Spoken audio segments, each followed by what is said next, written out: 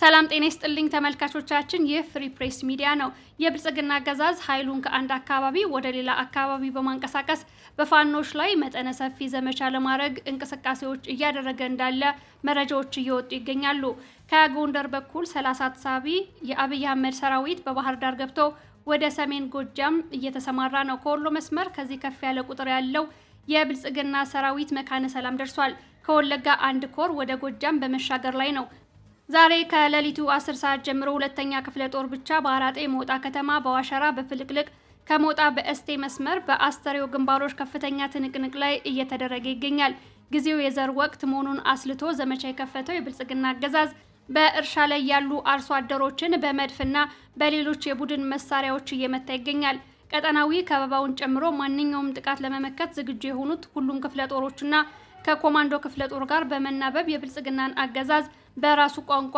እያናገሩት ይገኛሉ መረጃውን ያካፈለው የአማራ ፋኖ ብሔራዊ ኃይል የማዕከላዊ ኮሚቴ አባል ፋኖ አስረስ ማረዳምጤ ነው በሌላ መረጃ የአማራ ፋኖ ብሔራዊ ኃይል ሰሜን አማራ ቀጠና በላይ እዝ አንደኛ ኮር ሜጀር ጄኔራል ዋንተ አባተ ተወርዋሪ ክፍለ ጦር በርካታ አውደ ውጊያዎችን ሲያደርግ ሰንብቷል ደራ ወረዳ አርብ ገበያ ከተማ ገላውዲዮስ ከተማ ዙሪያ የገጠር ቀበሌዎችና ልጫ ከተማ ከቀኑ 10 ሰዓት ጀምሮ ከአገዛዙ ሰራዊት ጋር ከፍተኛ ትንቅንቅ እየተደረገ ይገኛል በትናንትናው ዕለት አገዛዙ ኃይሉን ከደብረታቦር ከእስቴ ካምበሳሜና ከአንዳቤቴ ተጨማሪ ኃይል ወደ ቦታው እያስገባ መሆኑን ተሰምቷል የ77ኛ ክፍለ ጦር በመሐደረ ማርያምና መካነ ኢየሱስ በኩል ወደ ግንዳጠመም መስመር ለመክበብ ሲሞክር ሌላኛው 74ኛ 23ኛ የ303ኛ ኮር ልዩ ኮማንዶና የኮሩ ቃኝና መሐንዲስ ኃይል አለኝ ያለውን የቡድን መሳሪያ ከዙ 23 ሞርተርና መሰል መሳሪያዎች ጋር እየተጠቀመ ነው የሜጀር ጄኔራል ዋንተ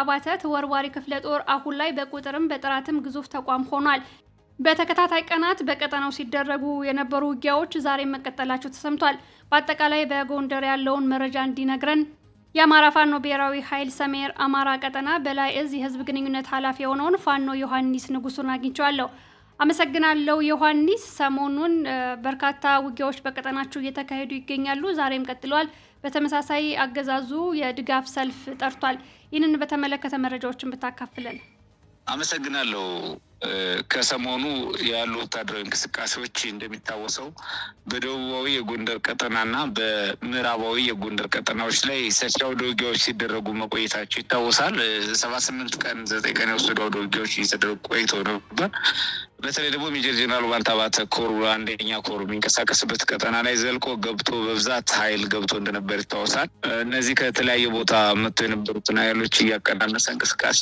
ማድረግ ነው እየሞከረ ያለው ሆኖም ግን ከየትኛውም አቅጣጫ ያሉ እንቅስቃሴዎችን የሚገድብ ወታደራዊ እንቅስቃሴ እንዲደረግ በእኛ በኩል ትዕዛዝ ሰጥቶ ከወዲሁ ዛሬ ከ12 ሰዓት ጀምሮ እንቅስቃሴ ገደብ በማድረግ ብርቱ አውደ ውጊያዎችን በተለይ በፎገራና በእስቴ ቀጠናዎች እየተደረጉ ነው የሚገኙት በማንኛውም ቦታ የሚደረግ ወታደራዊ የብልጽግና ወታደራዊ እንቅስቃሴ ዋና ኢላማችን አድርገን ተሳስረን ተባብረን ውጊያችን አጠናክረን እንቀጥላለን ምንም አይነት ክፍተትና ቀዳዳ አገኘው ብሎ አስቦ የሚንቀሳቀስን ወታደራዊ እንቅስቃሴ ሆነ ለፖለቲካዊ እንቅስቃሴ የመከተን እንደወትሮ ትግላችን አጠናክረን እንቀጥላለን ትግላችን ህዝባችን ደግሞ ጣፋንታው ባንድ ላይ የሚወስን እንደመሆኑ ከየትኛውም ቦታ ወደ የትኛውም ቦታ አቀናንሳለሁ ቢል የትኛውም ቦታ ያለ ፋኖ ኃይል እንደሚዋጋው ታወቀ ነውና በእኛ በኩልም አውደ ውጊያዎችን እያደረግን የምንገኘው አቀናንሶ የትኛውም ወደ የትኛውም ቦታ የሚደረግ እንቅስቃሴን በእኛ በኩል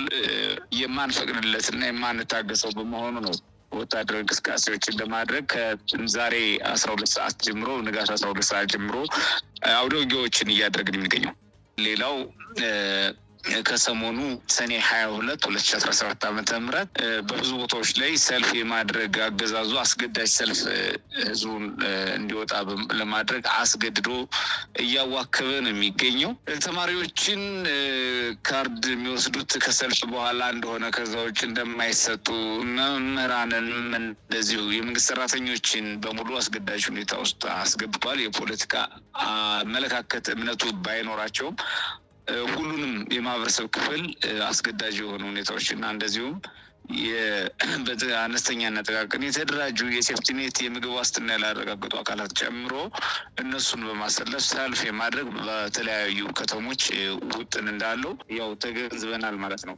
ይኸውም የወደ አስገዳጅ ሰልፍ ውጥኑ ከባድ ዋጋ ያስከፍለዋል። ይኸው የሚያስከፍለው በተደጋጋሚ አስገዳጅ ሰልፍ ሞክሮ ያከሸፈንበት አገዛዙ ለሰኔ 22/2017 ዓ.ም እሁድ ማለት ነው ለርካሽ የፖለቲካ ዓላማ ሰልፍ በማስወጣት በርካታ ከተሞች ላይ ህዝቡን ከወዲሁ ያዋከበ መሆኑ ተደርሶበታል።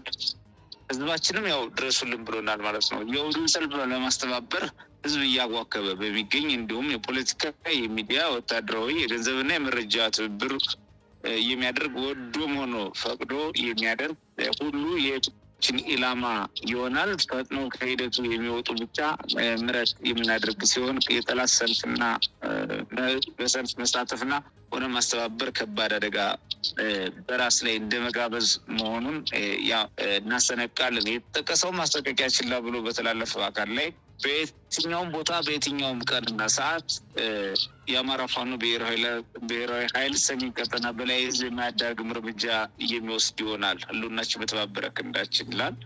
ከብልጽግና የጦር እንቅስቃሴ ጋር ተያይዞ አርሶ አደሩ የደረሰበት ጫና ምን ይመስላል ዮሐንስ? ታድራዊውን ፖለቲካዊ የግብርና ስራዎች ላይ አሉታዊ ተጽዕኖ ሊያሳርፉ የሚችሉ እንቅስቃሴዎችን ነው እያደረገ ያለ ብሎ ማለት ግን ይቻላል።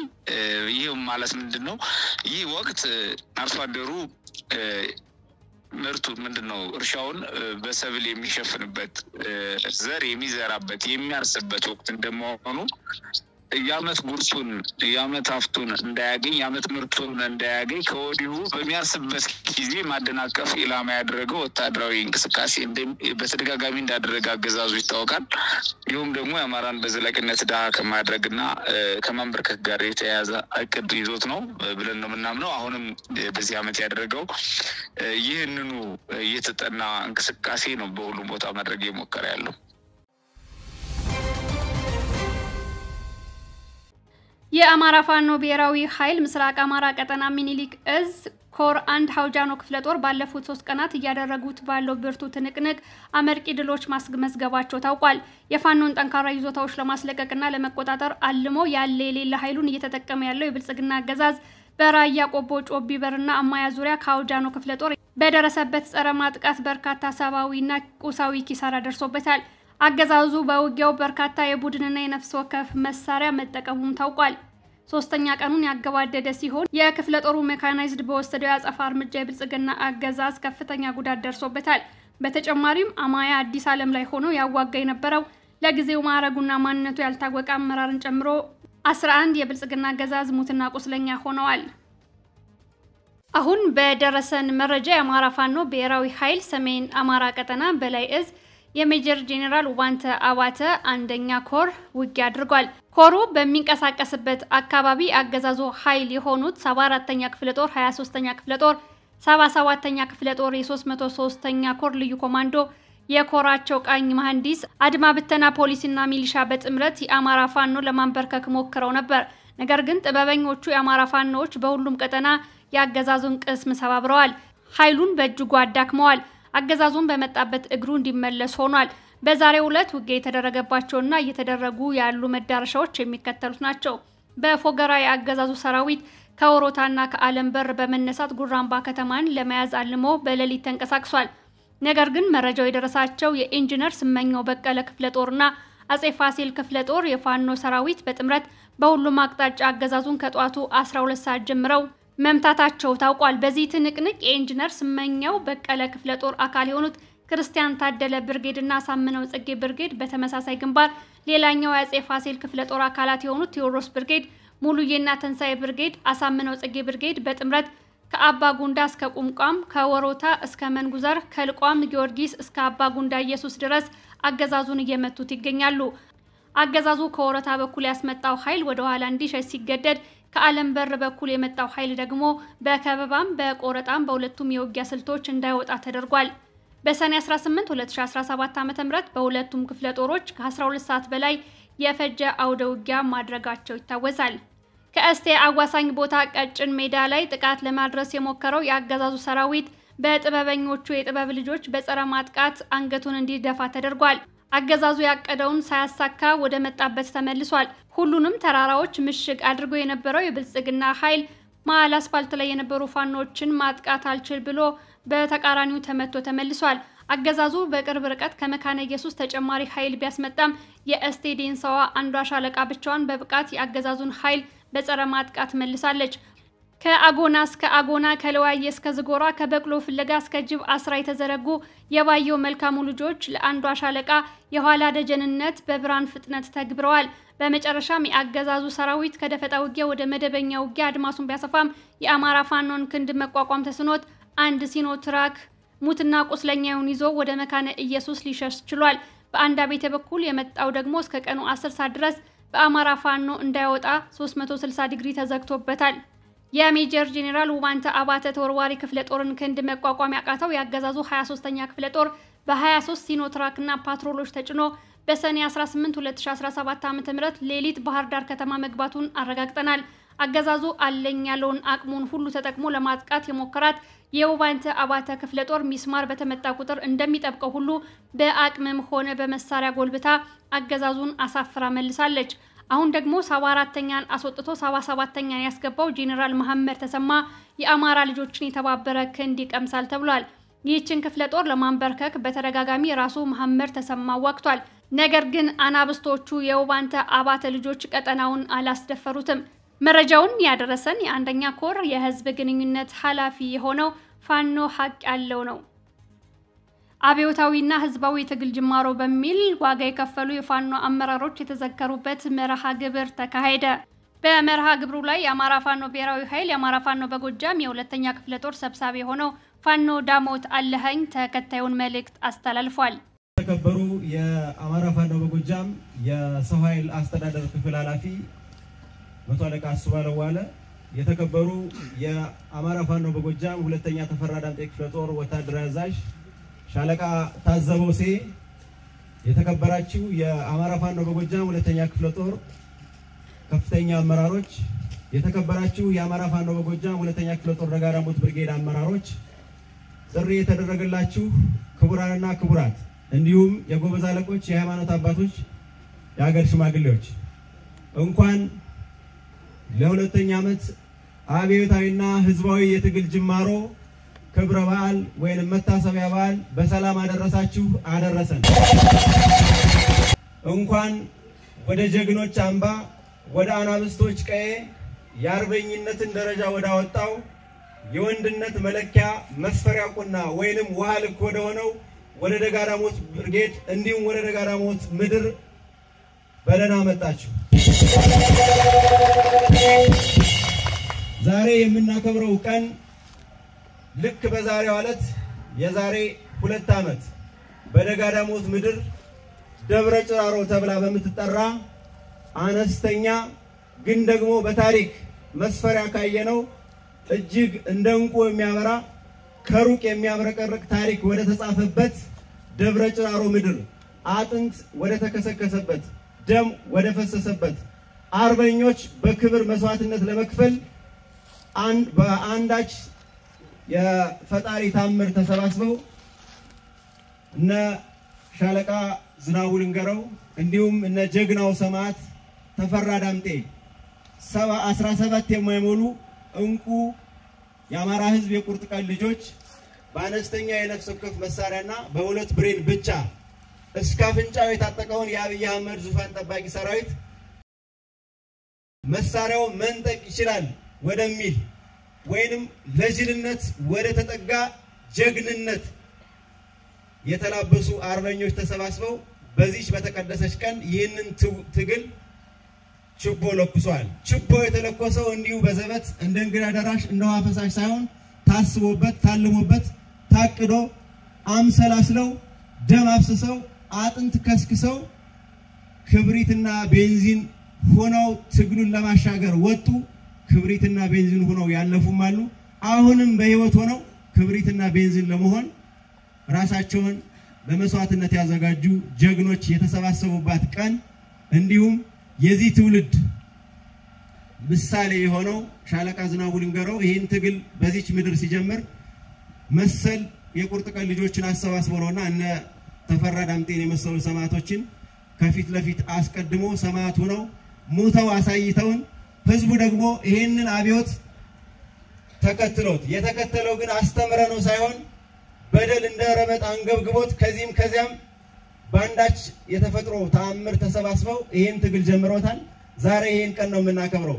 እንኳን ለዚች ለተቀደሰችና ለተከበረች ቀን በድጋሚ ይሄን ብዬ የደጋ ዳሞት ብርጌድ ላለፉት 2 ዓመታት ምን ሰራ ከተባለ ድሽቃ ፎቶ መነሻ ብቻ በሆነበት ጊዜ 4 እና 5 ድሽቃ ከጠላት ማርኮ ከነፍስ ወከፍ ክላሽንኮቭ እስከ ዙ 23 ማርኮ በርካታ የሰራዊት መኮንኖችን ካገዛዙ ላይ ማርኮ ጀግንነትን በመስዋዕትነት ያጸና ብርጌድ ነው። ይሄን ሲያረግ ግን ብርጌዱ ብቻውን አልነበረም። ከፊት ለፊት ቁጭ ብለው የምታያቸው ጀግኖች አርሶ አደሮቻችን ደማቸውን ጠብ አድርገው ያቆሙት ትግል ነውና ይሄ ትግል የህዝብ ብቻ ሳይሆን በህዝብ ላይ የተመሰረተም ትግል ነው። ይሄንን ህዝባዊ ድጋፍ ደግሞ በመስዋዕትነት ጭምር ያጀቡ እዚህ ላደረሱ ጀግኖች አርሶ አደሮቻችን በድጋሜ ምስጋና ማቅረብ ፈልጋለሁ። እንግዲህ የደጋ ዳሞት ብርጌድ እስከ ትላንትና ድረስ 52 መደበኛ ውጊያዎችን አድርጓል በዚህ 2 ዓመት ውስጥ። ይህ ማለት በ2 ዓመት ውስጥ 104 ሳምንታቶች አሉ። ስለዚህ በየ2 ሳምንቱ እጅግ ለአስጨራሽ ትንቅንቅ የሚደረግበት መደበኛ ውጊያ የሚያደርግ ብርጌድ ነው። ይህን ሲያደርግ ግን የሚተማመነው ፋይናንስ የለውም ነበር። የሚተማመነው አንዳች ኃይልም የለም ነበር። ምናምነው በፈጣሪና በክንዳችን ነበር። ክንዳችንን ተማምነን ፊት ለፊት ከጠላት ጋር ተናንቀን መሞትን ብቻ አማራጭ አድርገን ወጣን። ከጠላት ላይ ዙ 23 ሞርተር፣ ድሽቃ፣ ብሬን፣ ስናይፐር ታጠቅን። ስለዚህ ጠላት እዚህ ምድር ቆየ ማለት የኛ የትጥቅ ዲፕሎማሲያችን ማሟያ ሆነ ማለት ነው እንጂ ውጊያውን አሸነፈ ወይም ጦርነቱን በድል ተወጣ ማለት አይደለም። ስለዚህ የአብይ አህመድ ዙፋን ጠባቂ ሰራዊት በደጋ ዳሞት ምድርና በአካባቢው ተቀመጠ ማለት ሎጂስቲካችንን ሎዳችንን እንዲሁም መሳሪያችንን የምናሟላበት የትጥቅ ዲፕሎማሲ ግብአታችን ነው። ይሄንን ደግሞ በፊት አውራሪነት የሚመራው የጠላት ዙፋን ጠባቂ ሰራዊት አመራሩ ፊልድ ማርሻል ብርሃኑ ጁላ ናቸው ማለት። ስለዚህ ክብርና ምስጋና ለብርሃኑ ጁላ።